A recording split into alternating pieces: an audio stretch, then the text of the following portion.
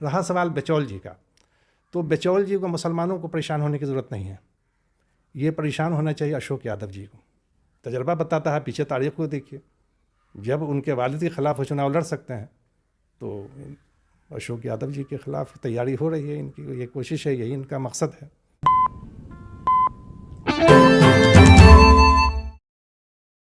नमस्कार, मैं तौहीद, स्वागत है आप सभी का बदलता हिंदुस्तान न्यूज़ पर। बिहार की राजनीति में लगातार उथल पुथल देखा जा रहा है। बिहार की राजनीति में राजद कहीं ना कहीं धीरे धीरे मजबूत होती जा रही है। इसका नतीजा, इसका रिजल्ट आने वाले एमएलसी चुनाव में ज़रूर देखा जाएगा। मैं आपको बता दूं, समाजवादी जनता दल डेमोक्रेटिक जो कि पार्टी थी, थर्ड फ्रंट के तौर पर बिहार के विधानसभा चुनाव में उभरी थी।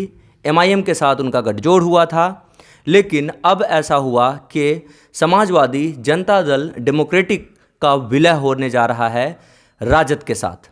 क्या मजबूरी है, क्या परेशानी है और क्या वजह है कि समाजवादी जनता दल डेमोक्रेटिक का विलय राजद के साथ हो रहा है, इस पर हम खास बात करेंगे जनाब औसाफ लड्डन साहब से, जो कि समाजवादी जनता दल डेमोक्रेटिक के प्रदेश अध्यक्ष भी हैं। सर, स्वागत है आपका बदलता हिंदुस्तान न्यूज़ पर। शुक्रिया।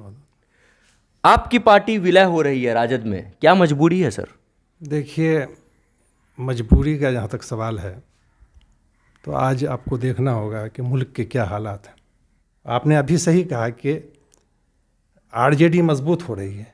आरजेडी अभी एक वाहिद पार्टी है जो बिहार में, जिसकी तेजस्वी यादव हिज़्ब मुखालिफ के बिहार असम्बली में लीडर हैं, एक बड़ी पार्टी है। और ज़रूरत इस बात की है कि सारी पार्टी जो हैं, जो सेकुलर, जो फ़िरका परस्त ताकत से लड़ रही हैं, वो मुत्तहिद हो जाएं, एक साथ आ जाएं। यही वजह है कि आरजेडी मजबूत हो रही है। और हम सबों को, जो इस तरह की हम लोग विचारधारा से जुड़े हुए हैं, समाजवादी विचारधारा और सेकुलरिज्म में यकीन रखने वाले, ये सब लोग एक हो जाएं। और इन्हीं सब बातों को ध्यान में रखते हुए हमारे पार्टी के राष्ट्रीय अध्यक्ष जनाब देवेंद्र प्रसाद यादव जी ने ये फैसला किया कि लोहिया जी के जयंती के मौके पर पार्टी का आरजेडी में विलय कर दिया जाएगा। तो 23 मार्च को लोहिया जी की जयंती के अवसर पर मिलन समारोह का प्रोग्राम रखा गया है, जिस दिन समाजवादी जनता दल डेमोक्रेटिक पूरी तरीके से राजद हो जाएगी। क्या मैसेज देंगे आप अपने कार्यकर्ता को, चूँकि आप प्रदेश अध्यक्ष हैं, समाजवादी जनता दल डेमोक्रेटिक के कार्यकर्ता हैं? कार्यकर्ता कितने खुश हैं इस डिसीज़न को लेकर देवेंद्र प्रसाद यादव के? जी हाँ, बहुत खुश हैं। इसमें सारे कार्यकर्ता राजद के और हमारे पार्टी के इस मिलन से जो है वो खुश हैं, ताकि एकजुट होकर के वो फ़िरका परस्त ताकत, फासिस्ट ताकतों का मुकाबला करेंगे।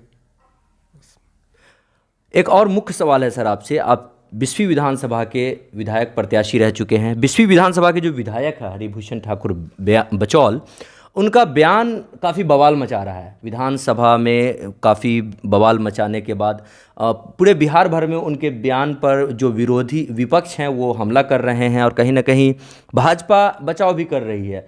उनका बयान ये रहा है कि मुसलमान से उनका वोटिंग राइट ख़त्म कर दिया जाए, मुसलमान को दूसरे दर्जे का नागरिक बना के रखा जाए। आपकी क्या प्रतिक्रिया है? क्या आप सोच रहे हैं ये वाक़या होने वाला है हकीकत में?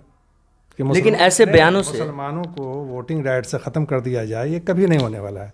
इसलिए मुसलमानों को इस पर कोई रद्द अमल नहीं देना चाहिए। इस पर बिल्कुल रद्द अमल देने की ज़रूरत नहीं है, और ये वाक़या होने ही वाला नहीं है। जो वाक़या होने वाला नहीं है उस पर कोई रद्द अमल देना मेरे ख़्याल से मुनासिब नहीं है। रहा सवाल बेचौल जी का, तो बेचौल जी को मुसलमानों को परेशान होने की ज़रूरत नहीं है, ये परेशान होना चाहिए अशोक यादव जी को। आपको मालूम है बेचौल जी ने चुनाव लड़ा था, उनके वालिद सोशलिस्ट लीडर हम उनको कहते हैं, हालांकि बीजेपी में थे। मैं बहुत इज़्ज़त करता हूँ हुकुमदेव नारायण यादव जी की, जो उनके सियासी रहनुमा थे, गॉडफादर कहिए, और उनके ख़िलाफ़ एमपी का चुनाव लड़े। ये ख़तरा मुसलमानों के लिए नहीं है, ये अशोक यादव जी समझ लें। वो एमपी का चुनाव यहाँ से लड़ना चाहते हैं, मधुबनी से। इस बचौल, हरिभूषण जी बचौल। ये एक बड़ा बयान है आपका कि वो विधायक से अब सांसद की तरफ बढ़ने की कोशिश है। जी, ये इनकी कोशिश है। इसलिए वो लाइट में आना चाहते हैं, इस तरह के अनाप शनाप बयान दे करके। इसलिए मुसलमानों को इस पर कोई रद्द अमल नहीं। ये तशवीश की बात है ये अशोक यादव जी के लिए। तो आपका ये कहना है कि मुसलमानों से ज़्यादा फिक्रमंद अशोक यादव को होना चाहिए? जी हाँ, ये तो तजर्बा बताता है, पीछे तारीख को देखिए। जब उनके वालिद के ख़िलाफ़ वो चुनाव लड़ सकते हैं तो अशोक यादव जी के ख़िलाफ़ तैयारी हो रही है, इनकी ये कोशिश है, यही इनका मकसद है।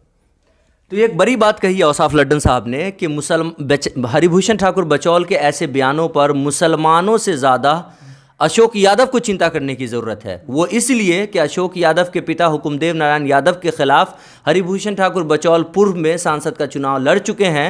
और औसाफ लड्डन साहब का ये कहना है कि अशोक यादव अब फिक्रमंद हो जाएं, चूँकि हरिभूषण ठाकुर बचौल ऐसे बयान देकर फेमस हो रहे हैं। लोगों के जो हिंदू मुस्लिम विरोधी हैं या जो इस तरीके के बयानों का समर्थन करते हैं, उन लोगों के दिल में जगह बना रहे हैं। और कहीं ना कहीं अशोक यादव को चिंता करने की ज़्यादा ज़रूरत है कि ऐसा ना हो कि आने वाले दिनों में अशोक यादव का पत्ता काट के हरिभूषण ठाकुर बचौल सांसद बन जाए या सांसद लड़ ले।